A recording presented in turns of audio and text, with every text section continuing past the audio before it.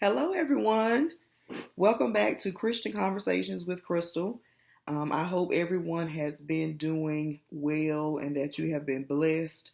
It's been a while since I have created a video, and I just wanted to come back and just provide you guys with a Christian conversation with the word on today that hopefully is going to be a blessing, especially during these times.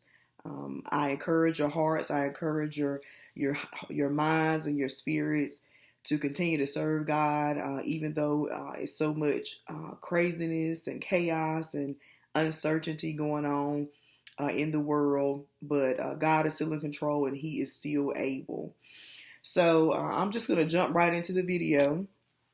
Like I said, I just wanted to come with the word today, and I'm going to be reading quite a few scriptures in the Bible to kind of give us just a foundation of what the discussion is going to be today. I'll be coming from the book of Daniel, okay, and I'm going to start reading at verse 3 of chapter 1, and it says, "And the king spake unto Ashpenaz, the master of his eunuchs, that he should bring certain of the children of Israel and the king's seed and of the princes, children in whom was no blemish, but well favored and skillful in all wisdom, and cunning in knowledge and understanding science, and such as had ability in them to stand in the king's palace, and whom they might teach the learning and the tongue of the Chaldeans.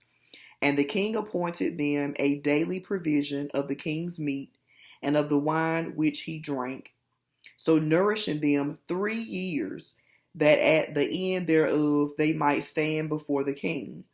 Now among these were of the children of Judah Daniel, Hananiah, Mishael, and Azariah, unto whom the prince of the eunuchs gave names, for he gave unto Daniel the name of Belteshazzar, and to Hananiah of Shadrach, and to Mishael of Meshach, and to Azariah of Abednego. But Daniel purposed in his heart that he would not defile himself with the portion of the king's meat, nor with the wine which he drank. Therefore he requested of the prince of the eunuchs that he might not defile himself." Once again, that was in the book of Daniel, chapter 1, verses 3 through 8. So if I wanted to potentially give a topic title for tonight, I would say it would be "Set Apart: God's Elevation, Promotion, and Provision for His People." I know that's kind of long, but set apart God's elevation, promotion, and provision for His people. So with this story, we know that, of course, Israel is in captivity under the Babylonians, and the king of the Chaldeans and of the other foreign people are requesting that men of standing come and potentially become a part of, I guess, his court, his realm of scientists and wise men and soothsayers and things of that nature. So he's requested men, and some of them are from the tribe of Judah, which was Daniel, Hananiah, Mishael, and Azariah. And of course, their names were changed, as was mentioned. And when they came, the king appointed them a provision of his meat and his wine for 3 years, and then after that 3 year time frame, they would stand before the king to see if they are worthy to be within his court, I guess I would say. But Daniel, who was a very devout, godly man, decided that he did not want to, he called it, defile himself with the meat and drink that the king was providing, because he knew that that was contrary to what their beliefs were, as people of Judah. So it says in verse 9, "Now God had brought Daniel into favor and tender love with the prince of the eunuchs." Okay, so he talked to the prince of the eunuchs, let him know that he did not want to eat the king's meat and drink. And then as you continue to read that first chapter, of course, the Prince of Eunuchs is completely concerned. He's like, oh my God, why not? Everyone else is eating the meat. Everyone else is drinking the king's wine. I don't want to allow you to do something different, and then the consequences fall back on me. But as it mentioned in verse 9, Daniel had a favor with the prince. So he asked the prince to just allow him and then Shadrach, Meshach, and Abednego to eat pulse. And I believe that's some sort of, probably in comparison to today, something vegan where it's not meat, not animal byproduct, something very probably clean and organic. For I think it was for 10 days. And he told the prince of the eunuchs, then he can look upon them, their countenances is what the word said, but look upon them to see how they were looking, to see if his way of handling the diet was working better than them eating the king's meat and drink. So I'm pretty sure that the Prince of Eunuchs was kind of hesitant because once again, his life was attached to this task as well. He didn't want them to come out looking bad and then he would have to suffer the consequences with the king. But once again, Daniel had favor with him. And I'll talk about that a little bit later about how the favor of God is so important in our lives. But Daniel had favor with him. And so he allowed them this test of 10 days to see how things would turn out. And lo and behold, at the end of that 10-day time, they came out looking better than the other men who were, in line to be chosen to be in the court of the king. And it says that the Prince of Eunuchs let them continue their special diet. Okay. And it says in verse 17, let's start at 16. It says, thus Melzar, who was the Prince of the Eunuchs, took away the portion of their meat and the wine that they should drink and gave them pulse.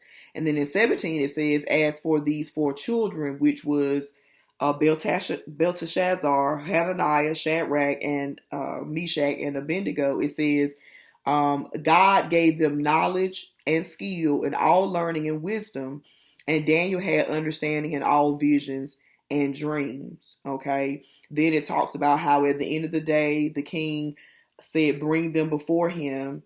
And it says that in all matters of wisdom and understanding, the king inquired of those men, and he found them 10 times better than all the magicians and astrologers that were in the realm. And so that right there is just a testament of who God is. So in this particular story, it's definitely a story of the beginning of my title, which is set apart. Daniel decided that what the king was providing him, the in this case, the food that the king was providing, was not going to be, holy, or was not going to be acceptable in his God's sight. Okay. And as Christians, we come into situations in our lives where we have to make a choice. Where of course, it may not be literal food, but just situations, experiences, relationships, things of that nature, certain behaviors or actions. We have to make a choice and a decision to be set apart and to be different than what the status quo is or what everyone else is doing. So in this particular case, Daniel made up his mind that he was going to be different. He wanted to be set apart. He wanted to follow, the will of his God versus the will of the king. And I think as humans, we struggle with that. We struggle with whoever's in authority, on earth, or whoever we are in a relationship with, or whoever our boss is, or whoever we're friends with. We may be put in a situation where we have to decide that what they want for me is not as important as what God wants for me. or what they require from me is not as important as what God requires of me. And I think this story is such a great testament to, like I said, who God is, because when Daniel made the decision to be different, to be set apart, God moved. God moved and God blessed them. As it says, he decided not to eat the meat and drink from the king like every other male there was doing, but he decided to go a different route, a route that probably was frowned upon by the other participants there. They probably were looking at Daniel like, you're not going to eat this good meat and drink this good wine. They probably were, they probably were picking at him. They probably were talking about him. They were gossiping about him. They probably were saying that, oh, he's going to be one of the ones to die because he's not obeying the king, or he's not going to look as well as we look because he's doing something totally different. He's not eating the diet of the king. And that's something else that we run into in everyday life, where because we are Christian, we are true Christians, and we are set apart and we are different, we are talked about. It's a lot of backbiting. People are gossiping. People are saying negative things. People say that we're not going to reach certain heights and certain levels, whether it's our careers, our finances, our relationships, because we aren't doing what everyone else is doing. We aren't following the status quo. But as Christians, we have to trust that God is who he is. He's the great I am, and he is a God of the impossible. So even though we aren't operating within the same realm as everybody else, God can still move and can still elevate us to heights even higher than those who are doing what the status quo is doing. And that's exactly what he did for Daniel and, I say, the 3 Hebrew boys. After that time, you would have thought with them just eating that pulse, is what they said in the word, that they would have been frail, they would have been weak, and probably not as clear minded because they weren't potentially getting the same minerals and nutrients as the other men.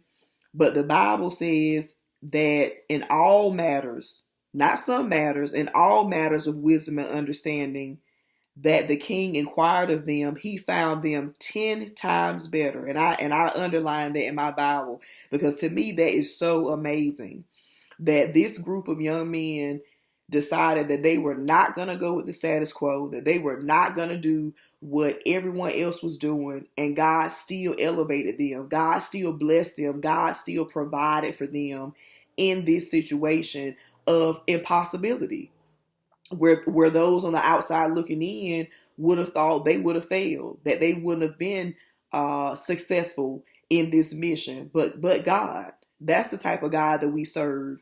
And that's why, like I said, with this message today, I just wanted to encourage Christians to continue to be set apart, to continue to serve God and do it his way. Don't do it the way the world wants you to do it. Don't do it the way your friends or some of your family members or whomever are expecting you to do it. You do it God's way, because when you do it God's way, you're going to always have the victory in the end, no matter what it looks like. And part of my message talked about elevation, promotion, and provision. Okay. Let's talk about the provision part. Okay.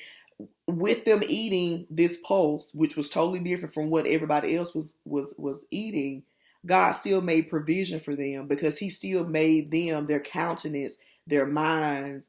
He gave them favor with the prince of the eunuchs. God still provided for them because they were obeying his word and they were obeying his will. And that's the type of God that we serve. When we are obedient to him, he is going to provide. I think about even during this pandemic, and I can definitely, speak for my life. God has provided. If you are serving him, if you are obedient to him, if he sees that you are putting forth an effort to live a life as best as you know how before him, according to his word, God will provide for you. Just like he made provision for Daniel and the 3 Hebrew boys in this situation, he will provide for you.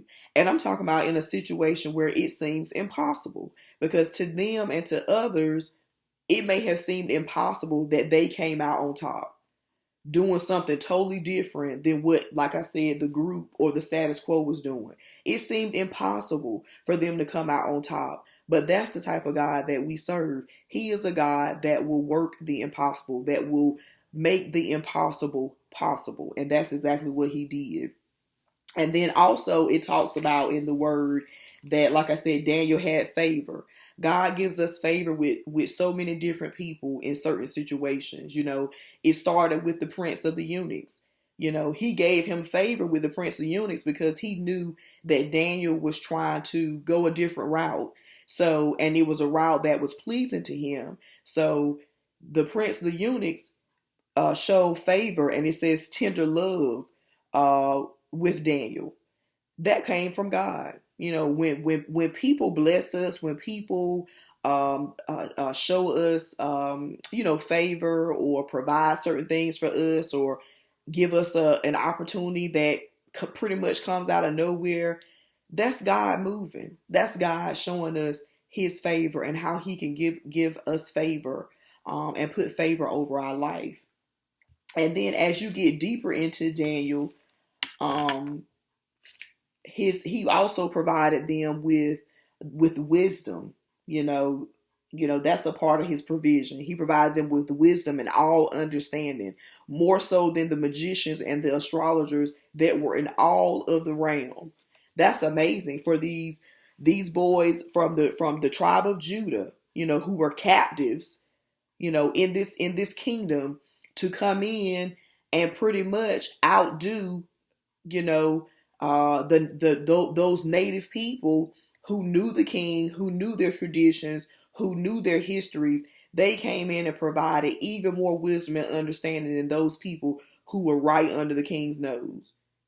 And that's the type of movement and power that God has when we serve him. No man can tell the king his dream but God. So if we continue to move forward, we know that Nebuchadnezzar has a dream that he cannot explain. And that's why I put that note down.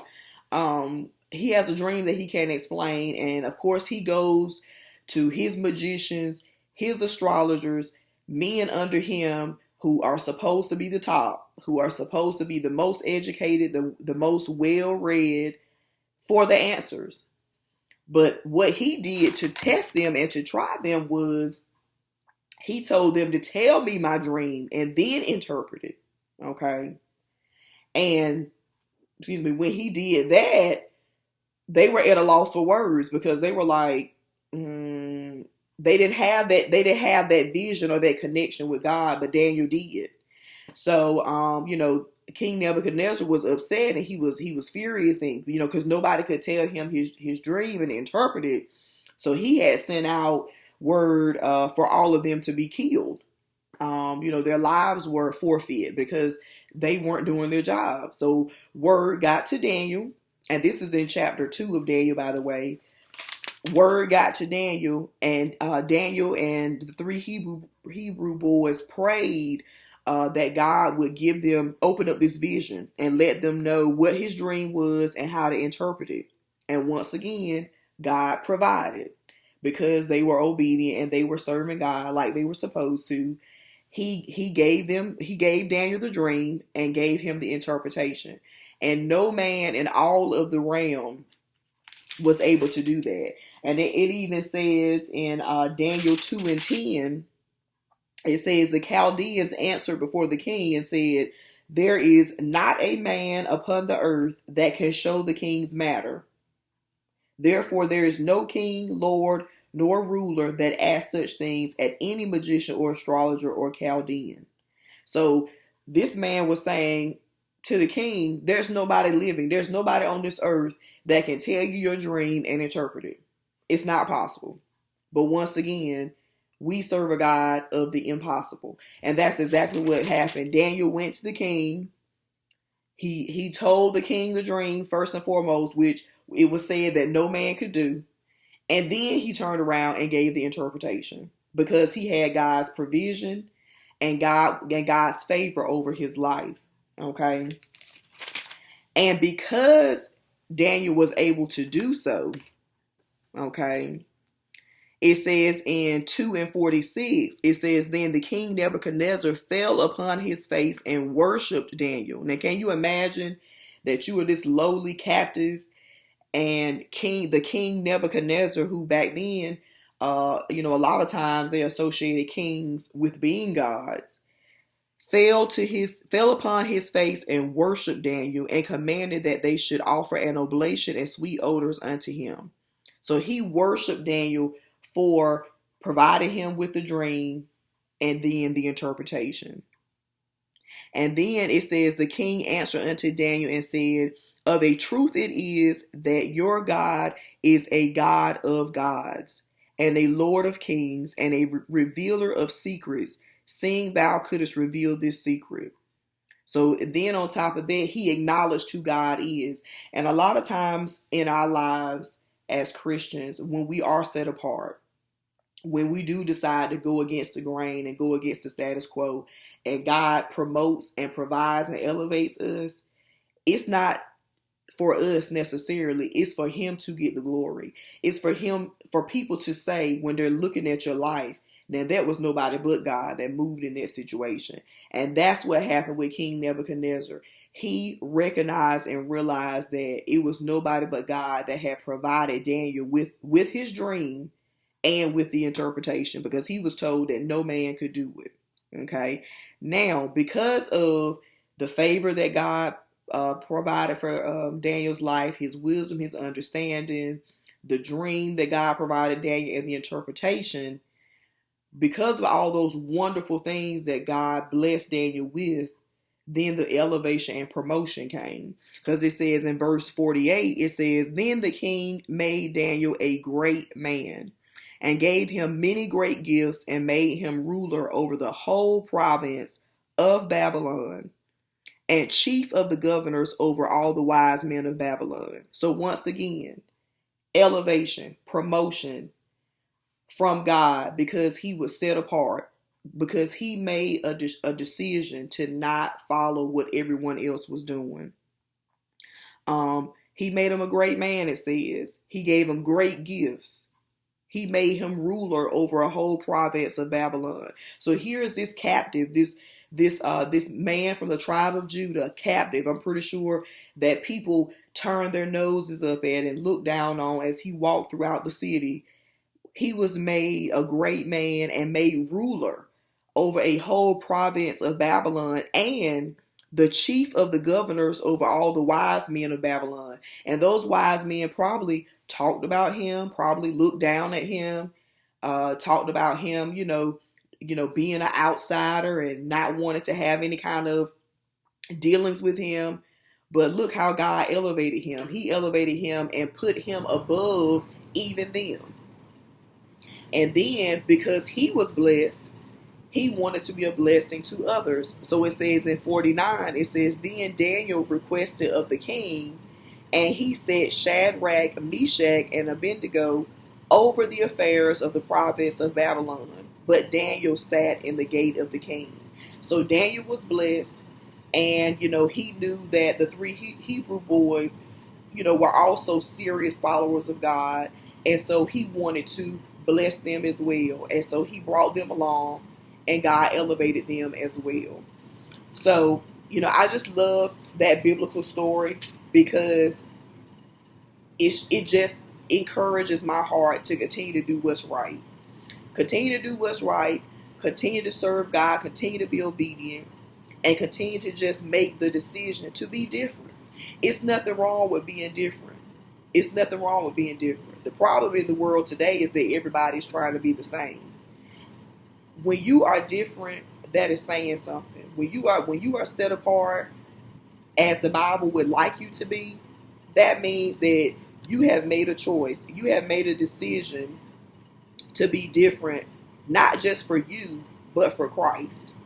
And that's something that we should take pride in. That's something that we should try to accomplish on a daily basis. I'm not saying go out here and just be so strange and so otherworldly that, you don't even know how to interact with people or work a regular job or anything like that. No, definitely not saying that.